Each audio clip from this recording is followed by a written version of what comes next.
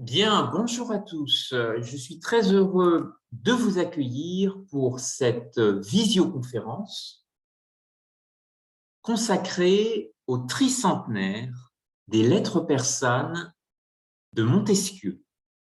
Je vous invite à marcher sur les traces, à nous projeter ensemble dans un rapport au temps, un rapport au voyage, une approche sensible à la distance à travers différentes lettres qui constituent la trame, le roman épistolaire des lettres persanes. Cette correspondance épistolaire qui offre au lecteur la sensation d'entrer au contact avec des langues inconnues, belles dans leur graphisme et dans leur sonorité, fascinantes dans leur altérité, à l'image de ces deux personnages, Ouzbek et Rika, qui ont pris la plume et qui questionnent dans ces lettres persanes un rapport au monde et surtout notre propre système. Cette conférence va s'articuler dans un format de 40 à 45 minutes. Je remercie l'ensemble des participants qui nous rejoignent. Vous avez la possibilité à tout moment de réagir. Cette conférence est enregistrée, elle sera également restituée en vidéo sur YouTube et vous pouvez faire part de vos questions, de vos réactions à tout moment en utilisant la bulle de discussion. N'hésitez pas à réagir et nous aurons à la fin un débat ensemble dans lequel vous pourrez également utiliser votre micro.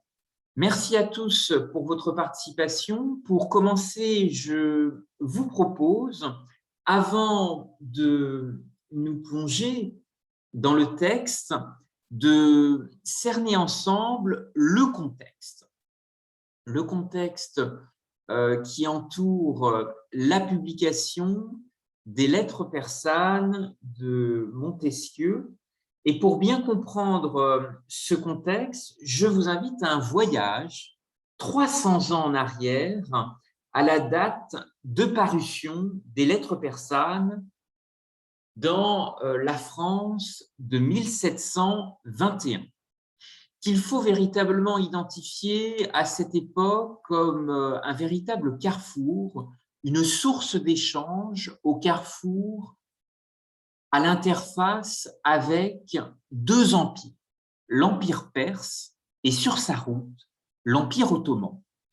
On situe la création d'un premier consulat français à l'époque dans le golfe arabo-persique en 1735, qui est de la conséquence d'échanges économiques, commerciaux, initiés par la Compagnie des Indes, qui à l'époque a son siège dans la région de l'Orient, de Port-Louis, et qui identifie très vite des réseaux commerciaux et notamment une place extrêmement importante qui est le marché de Bassora, qu'on surnommait à l'époque la Venise de l'Orient en raison de ses canaux et qui revêt une importance stratégique. Toujours aujourd'hui, vous savez que c'est le sud, Bassora est situé au sud de l'actuel Irak.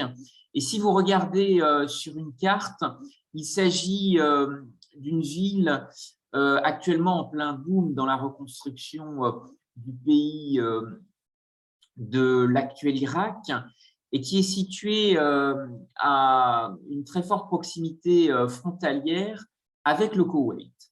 Et à l'époque, Bassora est un véritable trait d'union où viennent s'approvisionner populations ottomanes et perses, à la fois en produits de France, mais aussi en marchandises, produits et échanges sur la route des Indes. Alors, la position française à cette époque dans cette région est extrêmement fragile. Toutefois, il sera décidé de maintenir cette présence afin de rester en permanence informé de cette mobilité entrante et sortante, de ce commerce, de ces liens au carrefour des empires perses et ottomans. Et il a été, à cette période, extrêmement intéressant de matérialiser par écrit des correspondances, des lettres qui permettent aujourd'hui de retrouver l'état d'esprit de la diplomatie française à cette époque, 300 ans en arrière, en 1721. Alors, un rôle effectivement de carrefour, de contacts culturels, de contacts commerciaux, qui pour autant s'inscrit dans un contexte extrêmement ancien, qui est celui d'un partenariat actif initié depuis la Renaissance, depuis François Ier. Puisque vous savez que depuis 1536, la France a signé les capitulations avec Soliman le Magnifique, qui établit un traité de bonne entente et qui offre aux navires battant pavillon français des opportunités de commerce, une ouverture sur les portes maritimes de l'Empire ottoman et qui va permettre de susciter une prospérité pour de nombreux ports. Et en particulier, je pense au port de Marseille, qui va s'inscrire un peu dans le sillage de Venise et s'ouvrir au commerce levantin et initier des contacts commerciaux et diplomatiques de première importance, d'abord avec la sublime Porte, qui correspond aujourd'hui à Istanbul et qui va permettre de consolider une diplomatie d'influence avec les grandes puissances, de développer des jeux d'acteurs avec les empires perses et ottomans. Ce qui va être extrêmement utile pour développer des alliances, encourager des jeux d'acteurs et permettre la sauvegarde des intérêts économiques et culturels français dans cette région. Une région qui est à la fois au cœur de la diplomatie, au cœur des échanges, au cœur de jeux d'acteurs avec les portes maritimes de l'Europe, puisque le golfe Persique doit véritablement être compris comme un espace qui permet de commercer, de développer de nouvelles routes et de faire venir en Europe un certain nombre de produits exotiques. C'est à la fois une route maritime du café qui se développe avec de grandes cités-États, je pense en particulier à Venise, Amsterdam, mais aussi de grandes capitales d'empire. Vous avez ici notamment mentionné l'exemple de Vienne, qui aura des échanges avec un très grand port du café au Yémen, qui est le port de Mocha. Les échanges avec la région du Golfe Persique sont extrêmement variés. C'est à la fois une route des épices qui a été explorée et qui sert d'étape aux Portugais et aux Hollandais. C'est une route de la pharmacopée grâce à des plantes, des pigments, des feuilles de végétaux qui vont être également utiles pour développer de grandes manufactures de textiles au XVIIIe siècle. La Perse se situe véritablement à la croisée du Proche-Orient et de l'Asie, et elle est sur ce chemin du commerce, des caravaniers, de la route de la soie. Elle est aussi sur une route extrêmement intéressante, on va y revenir plus tard, qui est la route de la perle. Et en particulier, dans le Golfe Persique, de grands royaumes perliers qui vont attirer des joailliers, des bijoutiers, et ce commerce de la perle sera extrêmement florissant avec la France.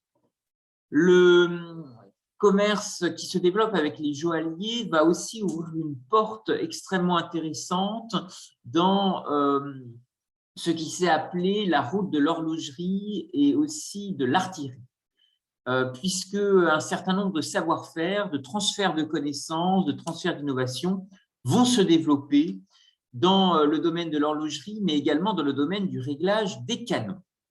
Alors, comme je vous l'indiquais, le Golfe Persique est véritablement un carrefour de civilisation, un trait d'union historique dans le commerce, à la fois entre l'Indus et la Mésopotamie, et qui va attirer tout l'intérêt des puissances européennes. Alors, les philosophes, des hommes de lettres, vont s'approprier ces échanges culturels, ces échanges commerciaux entre Orient et Occident, qui sont extrêmement anciens et qui existent depuis plus de 3000 ans. Et finalement, à la période de Montesquieu, dans cette France de 1721, on redécouvre un véritable intérêt, un véritable élan pour ce mouvement intellectuel qui s'appelle l'orientalisme. On se passionne pour cet Orient ancien, on se passionne pour cette mesure aussi intangible, cette mesure du temps qui stimule une forte dimension philosophique, un rapport à l'espace, un voyage dans le temps, un rapport et une approche sensible de la distance et du voyage. Et à ce titre, un certain nombre de philosophes, en particulier des philosophes horlogers, vont pousser la porte de l'orientalisme. Je voudrais, avant de rentrer plus particulièrement dans la démarche de Montesquieu, vous citer aussi la démarche de quelques illustres. Je pense en particulier à Voltaire, qui a beaucoup écrit sur les exploits maritimes des Français, de ces aventuriers dans le golfe Persique, carrefour vers l'Orient et la route des Indes. Et il est décrit d'une manière assez élogieuse comme des hommes entreprenants qui auraient l'anguille inconnue dans leur patrie et qui se placent et qui s'élèvent d'eux-mêmes dans ces pays lointains où l'industrie est rare et nécessaire. Alors Voltaire cite dans ses écrits un certain nombre de familles, en particulier de grandes dynasties corsaires, de grandes familles, de grandes sagas d'armateurs. Il mentionne les Maillé de la Bourdonnais, les Jean Bart, les Duquesne, les Duguay-Trouin, ces Français, comme il l'écrit, capables de faire beaucoup avec peu et aussi intelligents dans le commerce que dans la marine, ces hommes à la fois négociants et guerriers vengeront, écrit Voltaire, l'honneur du pavillon français en Asie. Donc, vous voyez combien les philosophes à cette époque sont extrêmement intéressés par ces échanges maritimes, identifient des opportunités extrêmement intéressantes d'échange et y voient même une fenêtre de création de valeur pour le développement de nouvelles industries. Et Voltaire, qui s'intéressera beaucoup à la joaillerie et à l'horlogerie, à travers sa manufacture royale de Ferney aux portes de la Suisse, sera véritablement un ambassadeur extrêmement curieux et averti autour de ces échanges. Et cette mémoire existe encore toujours aujourd'hui, puisque dans la diplomatie d'influence française au XXIe siècle, eh bien, vous avez des lycées français qui rayonnent à l'étranger. Et vous avez l'exemple ici du lycée français, lycée Voltaire, à Doha, au Qatar, dans cet environnement dynamique de cette capitale du Golfe Persique. Alors, le Golfe apparaît de manière assez intéressante sur des cartes. Et en particulier, c'est un travail qui va être mené par des cartographes français qui vont accompagner des voyageurs, des négociants, des navigateurs dans une meilleure connaissance du monde.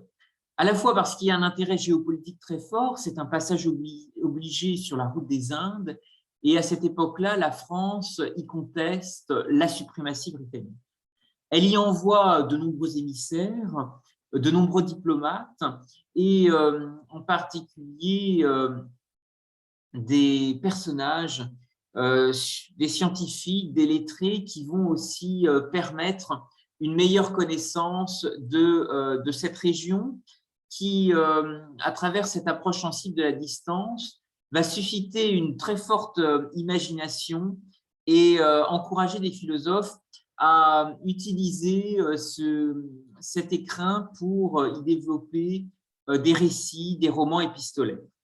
Alors, je vous citais Voltaire, je voudrais aussi vous parler d'un personnage peut-être méconnu, qu'on a surnommé le Rousseau de Perse, Jean-François Rousseau, qui, qui était issu d'une famille de bijoutiers horlogers et qui va devenir joaillier auprès de la cour du Shah et qui va justement pénétrer et développer ses contacts comme beaucoup de familles de négociants l'avaient fait avec les portes maritimes de l'Empire ottoman.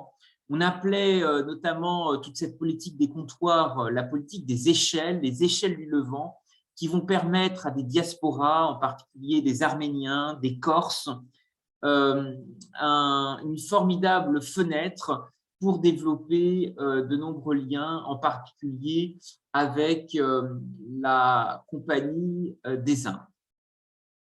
Alors, en 1921, Montesquieu fait publier les lettres persanes anonymement à Amsterdam.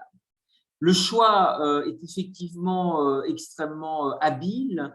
Il est guidé à l'époque par une volonté de contourner la censure, puisque jusqu'à la fin du XVIIIe siècle, tout ouvrage devait obtenir le privilège royal pour être publié.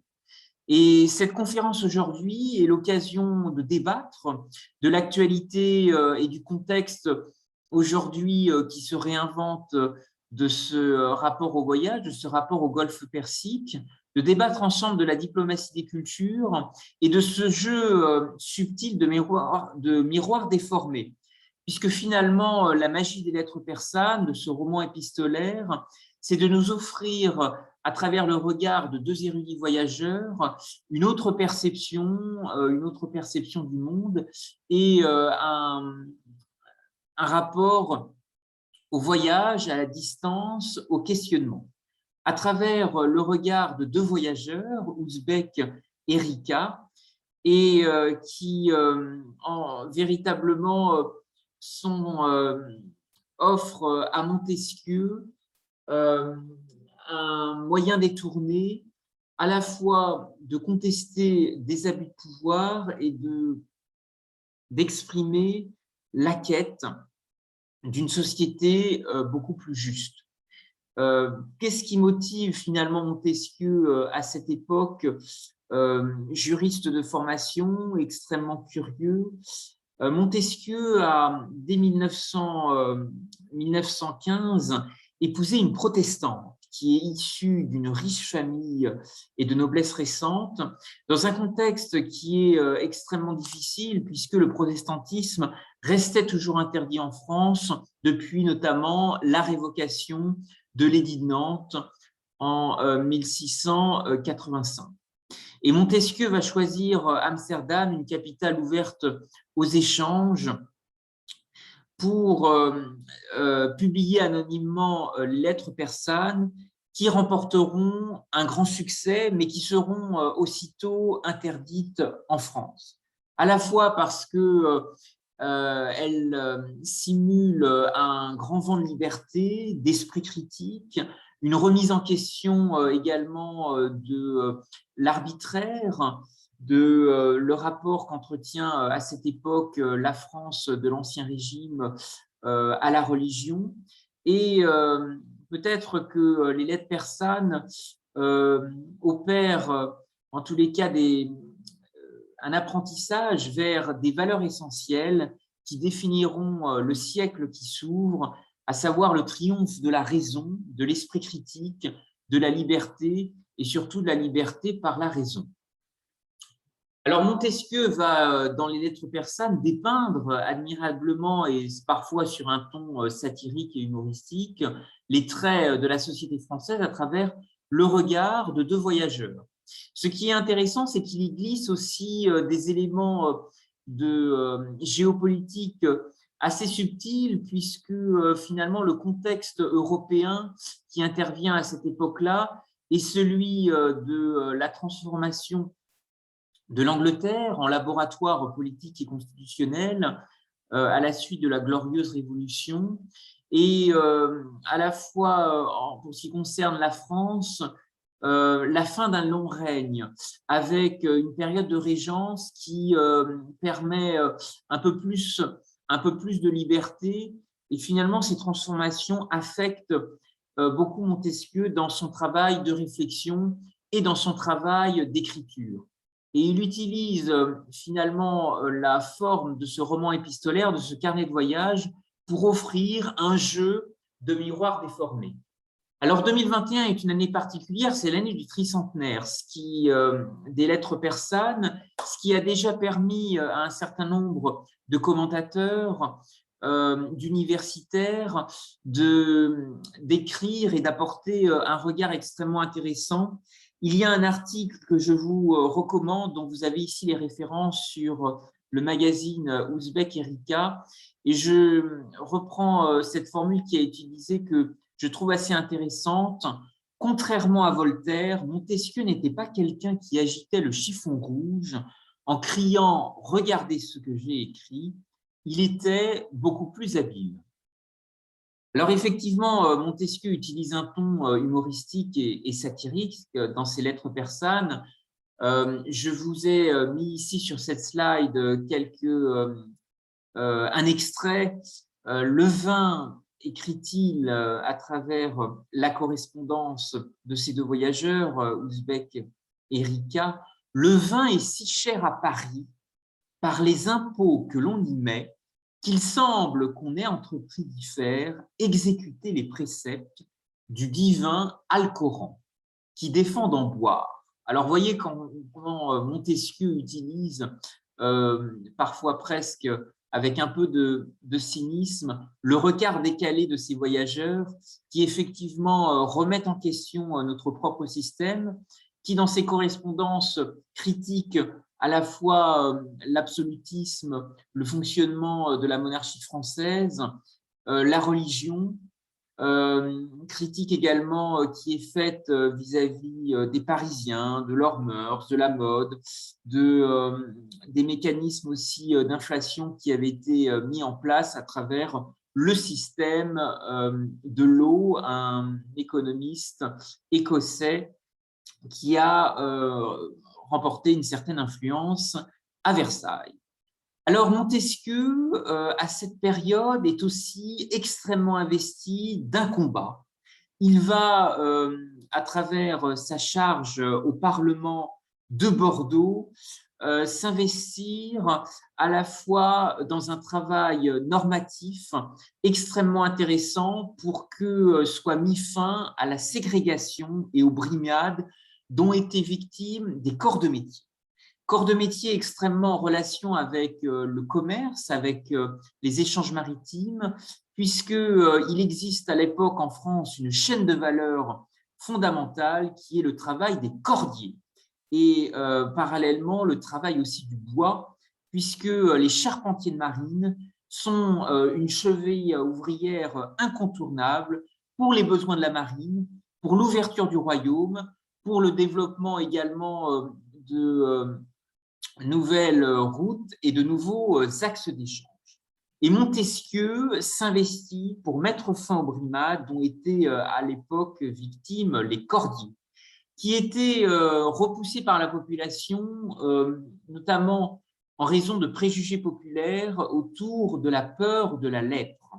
Alors, ces cordiers étaient entourés de différents surnoms qui ont été extrêmement variables en fonction des provinces, des régions. En Bretagne, on les surnommait notamment les caqueux ou les cacous. Il y avait aussi d'autres expressions qui existaient, je pense en particulier dans le Bas-Poitou, autour de la Vendée, on les surnommait les colibères. Et finalement, ces cordiers, autour d'un préjugé populaire, étaient associés à des descendants de lépreux.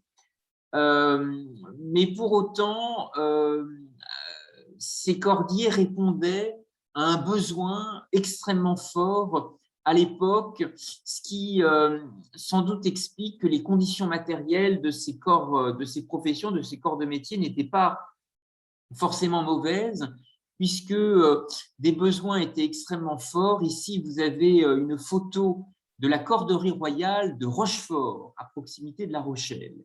Et donc, effectivement, les portes maritimes du royaume avaient un besoin extrêmement important en cordage pour des expéditions, pour la marine de guerre, mais aussi, bien entendu, pour la marine marchande. Alors, au fil de siècles, différentes appellations vont entourer les brimades qui euh, accompagnaient ces formes de ségrégation. Il y a eu plusieurs noms qui ont existé dans différentes provinces, notamment dans le sud-ouest, dans les Landes, dans la région, à la fois le Pays basque et le Béarn. Et vous avez eu effectivement alors d'autres appellations qui ont existé dans des régions un peu plus montagnardes, dans les Alpes et en Auvergne.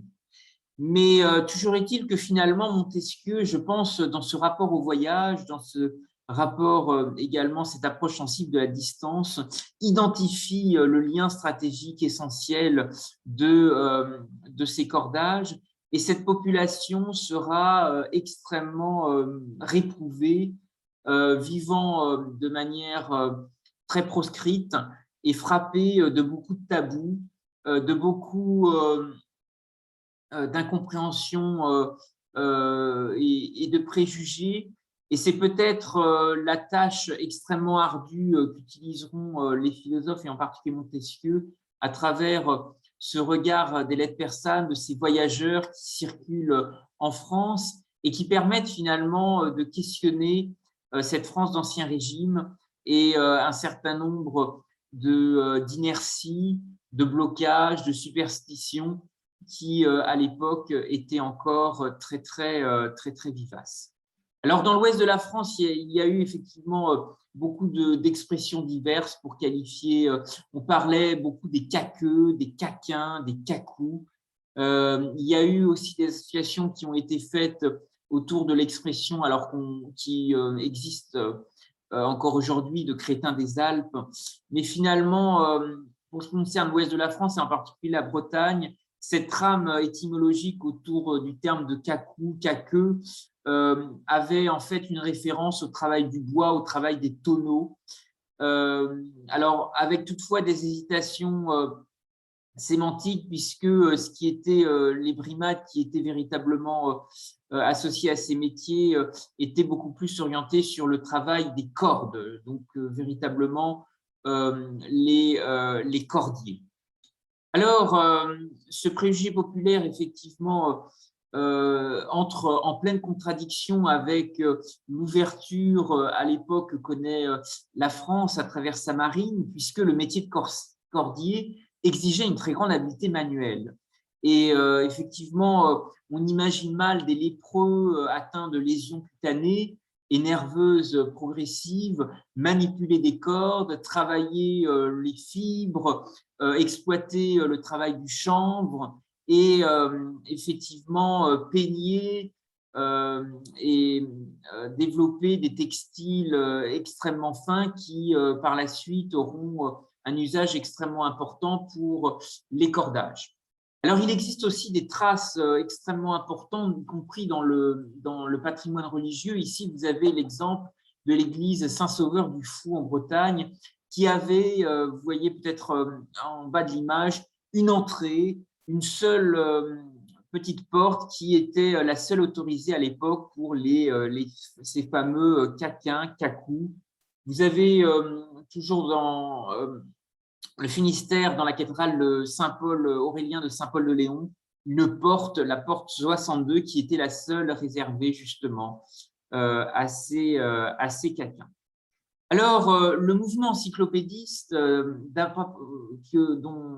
dans lequel vont s'approprier le mouvement de connaissance que les philosophes vont s'approprier dans le sillage du XVIIIe siècle, se réinvente aujourd'hui. Et c'est peut-être le symbole extrêmement fort aujourd'hui, en 2021, de ce tricentenaire qui à la fois retrouve une nouvelle actualité dans le contexte de l'exposition universelle de Dubaï, puisque vous savez que l'ensemble des pays du monde seront représentés à travers des pavillons. Cette exposition universelle qui devait démarrer en septembre 2020 et qui va aujourd'hui, le compte à rebours est lancé, être inauguré officiellement à partir du mois de septembre 2021. Donc, dans même pas, nous sommes dans un compte à rebours à J-30. Et le pavillon France en particulier va énormément explorer la thématique des lumières, proposer une muséographie dynamique à travers un centre d'interprétation qui permet aux visiteurs de découvrir cette approche sensible, cette définition du progrès, et qui va en particulier à l'intérieur de ce pavillon offrira la possibilité de découvrir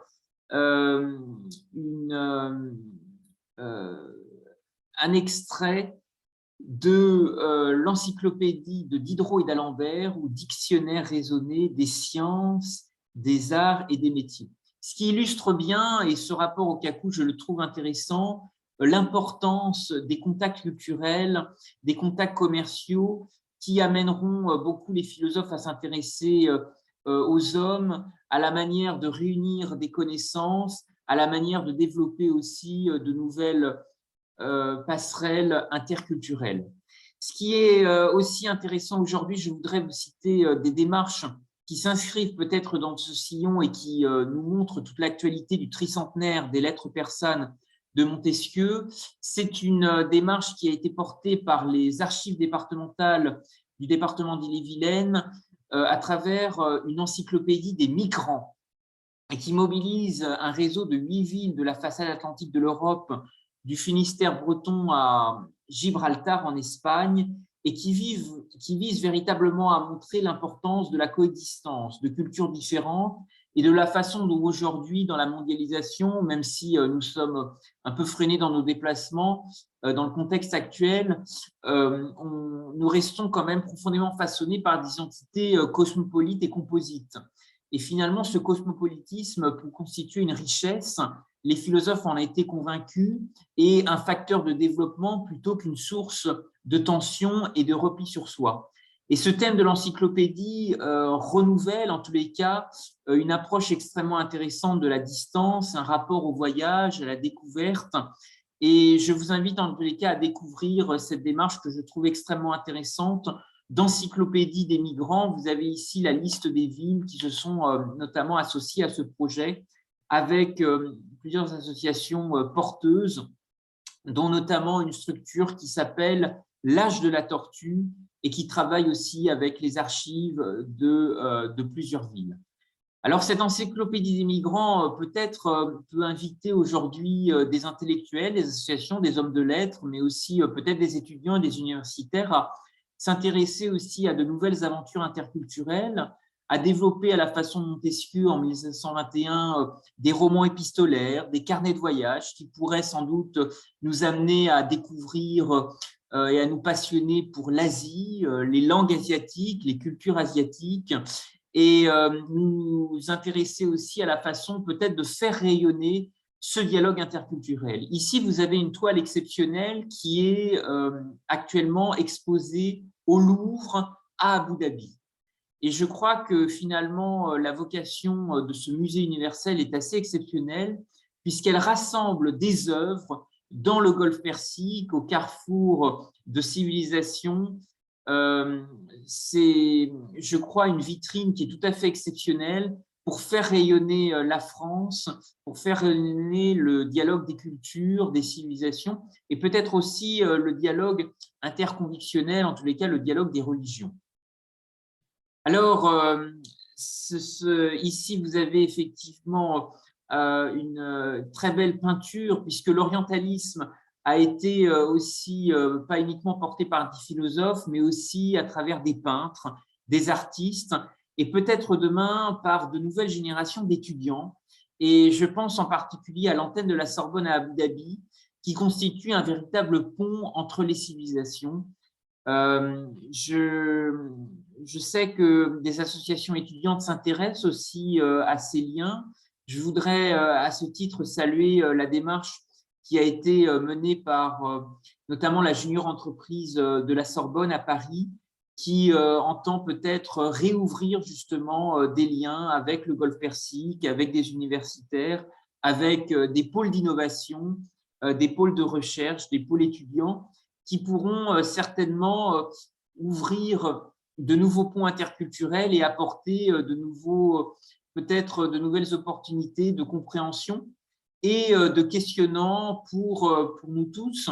Ça a un intérêt à la fois géostratégique toujours aussi intéressante que la période de la France de 1721 où Montesquieu s'était effectivement investi dans cette diplomatie des cultures.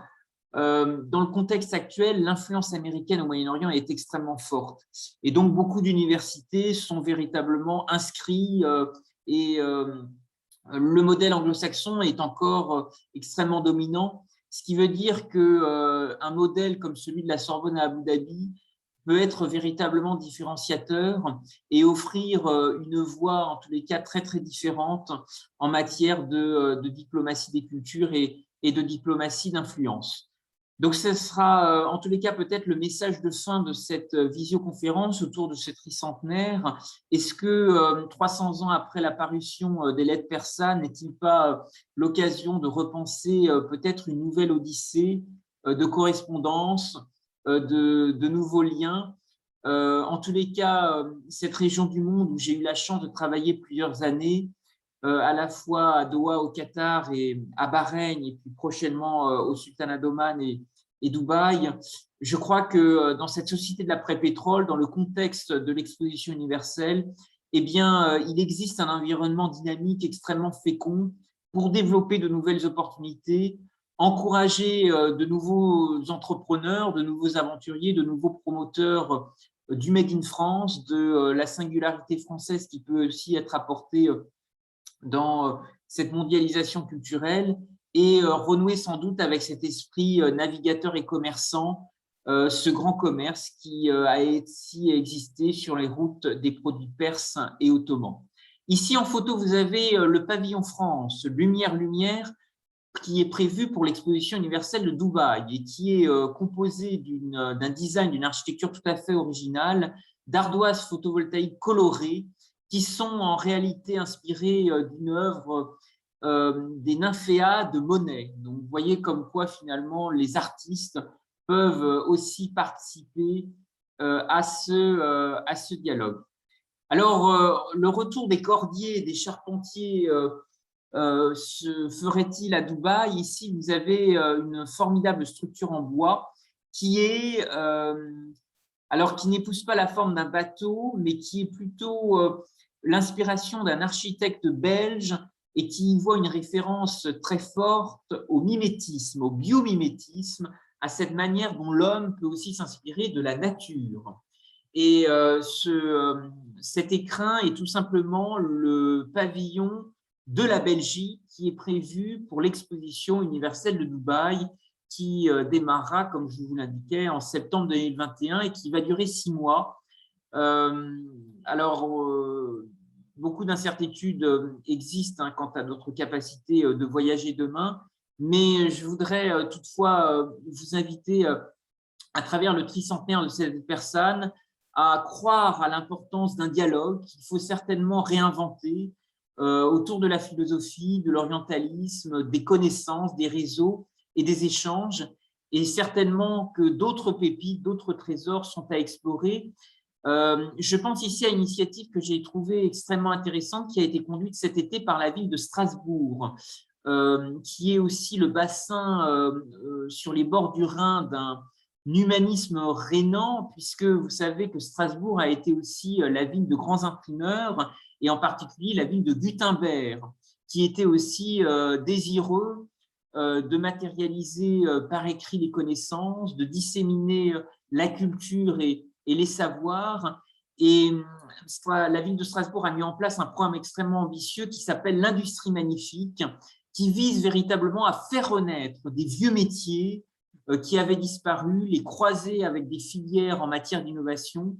Et peut-être que finalement, ces brimades dont étaient victimes les cordiers, tous ces corps de métier autour du bois, ces charpentiers, eh bien, Montesquieu, qui s'en était fait le défenseur, nous invite peut-être à imaginer aussi comment de nouveaux savoir-faire, comment des facettes peut-être cachées, méconnues du Made in France pourraient retrouver aussi une nouvelle vie. D'autant que de grandes villes maritimes, l'Orient en particulier, qui a accueilli le siège de la Compagnie des Indes, développe des projets extrêmement ambitieux pour accueillir des porteurs de projets innovants, des startups et de nouvelles propositions novatrices. C'est notamment un projet de tiers-lieu maritime qui actuellement se met en place et qui mobilise une campagne de financement participatif sur la plateforme Kengo et qui intéresse aussi de nombreux citoyens. Merci à tous pour votre attention. Je vous propose d'échanger. Vous pouvez utiliser la plateforme de poser vos questions et tout simplement réagir à travers votre micro. Merci à tous. J'ai vu que déjà des questions avaient été posées. Connaissez-vous l'origine de ces croyances populaires? Alors, ce sont des origines en fait qui sont associées à des questions de santé publique, peur de la lèpre. Des croyances médiévales, malheureusement, qui ont perduré et qui se sont maintenues. En tous les cas, je vous invite à ouvrir le débat et à réagir si vous avez des questions, des réactions ou peut-être un regard particulier que vous souhaiteriez apporter.